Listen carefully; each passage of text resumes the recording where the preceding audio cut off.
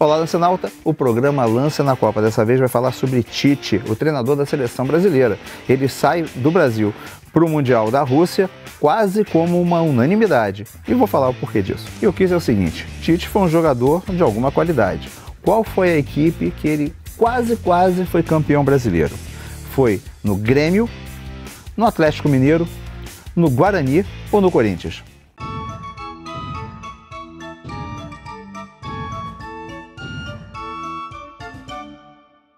A resposta certa, Guarani. Em 1986, Tite era volante daquele excelente time do Guarani, que tinha grandes jogadores como o João Paulo, como o Boiadeiro. O Tite acabou sendo vice-campeão. Naquele ano, o Guarani vencia a partida final por 3-2 na prorrogação, Careca empatou no último minuto. O jogo foi para os pênaltis e o Guarani amargou o vice-campeonato. Tite quase foi campeão brasileiro como jogador. Como eu falei anteriormente, o Tite começou sua carreira lá no futebol do Rio Grande do Sul. E o seu time no qual ele conseguiu ganhar um status foi o Caxias. Ele era um bom volante do Caxias, acabou sendo contratado pela Portuguesa dos Desportos, passou um tempo lá e aí foi para o Guarani. No Guarani ele viveu o seu melhor momento. Ele não era sempre o titular, mas foi titular durante várias vezes, inclusive na campanha do Brasileiro de 86. Porém, o Tite teve muitos problemas de joelho, né? Inclusive ainda hoje ele sofre com problemas de joelho.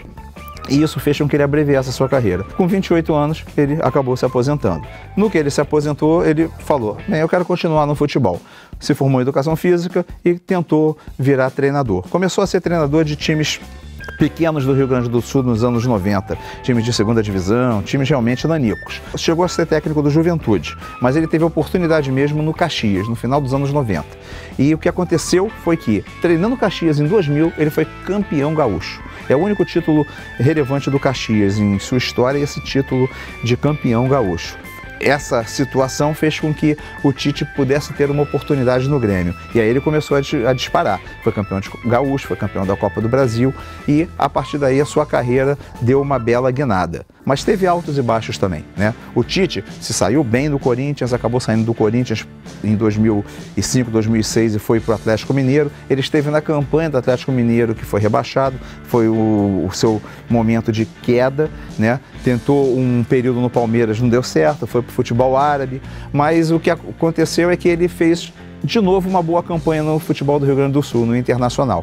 E essa campanha no Internacional o levou para o Corinthians. No Corinthians ganhou tudo que você possa imaginar. Paulista, Brasileiro, Libertadores, Mundial, se tornou o Tite que todos nós conhecemos muito bem. E essa situação fez com que ele sempre fosse um técnico que pudesse treinar a seleção. Ele imaginou que poderia treinar a seleção em 2014, para a Copa de 2014, quando houve a demissão do Mano Menezes, mas ele acabou não sendo escolhido. Terminou a Copa de 2014, ele era o nome da vez, mas foi escolhido o Dunga, mas acabou que o Dunga não conseguiu vingar. O Dunga se saiu mal em 2 Copas Américas e nas eliminatórias a seleção brasileira não estava jogando nada bem. Então, não tinha outra solução, Dunga saiu e quem tinha que entrar era o Tite, praticamente empurrado pelo seu amplo apoio que ele tinha como treinador entre os torcedores. E o Tite acabou entrando numa tremenda bucha de canhão. Podemos considerar que a situação que o Tite entrou na seleção brasileira, com a seleção fora da zona de classificação das eliminatórias, numa crise danada, sem ganhar nada e pagando mico em 2 Copas Américas seguidas, era uma situação muito parecida com a do Filipão, quando o Filipão entrou em 2001, de 2001 para a Copa de 2002. E o Tite chegou, montou de cara, logo na primeira convocação, ele montou um time que ele julgava o ideal e fez a aposta num atacante que foi o Gabriel Jesus. E Tite tem muita estrela. Logo no jogo de estreia, o Brasil conseguiu uma vitória fora de casa e logo depois ganhou novamente.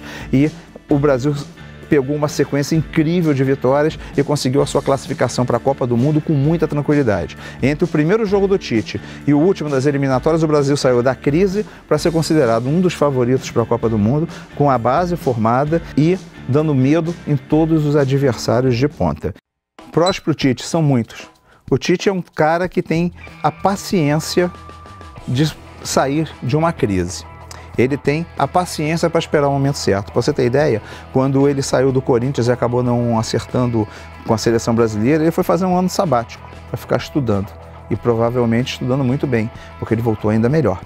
E, além disso, o Tite tem o grupo nas mãos, ele é um bom estrategista e, principalmente, sabe trabalhar com a cabeça dos jogadores. Cria uma série de situações e essas situações são sempre muito positivas para o grupo.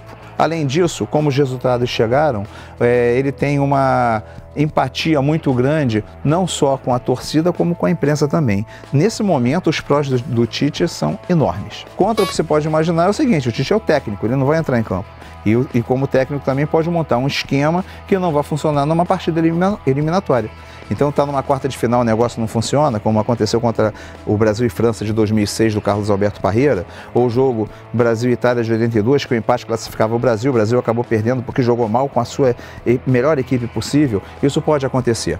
Então, quer dizer, nós estamos falando de futebol, não de um jogo de vôlei em que uma equipe muito mais forte dificilmente vai perder a sua partida para uma equipe menor. No futebol tem esse imponderável. O contra do Tite é ele não conseguir, mesmo ele estando no seu melhor momento da carreira e com um time muito bom nas mãos, ser campeão. Então, pessoal, me diga uma coisa, para vocês o Tite é o melhor treinador da seleção brasileira na história? Deixe seu comentário aqui embaixo. E um grande abraço a todos.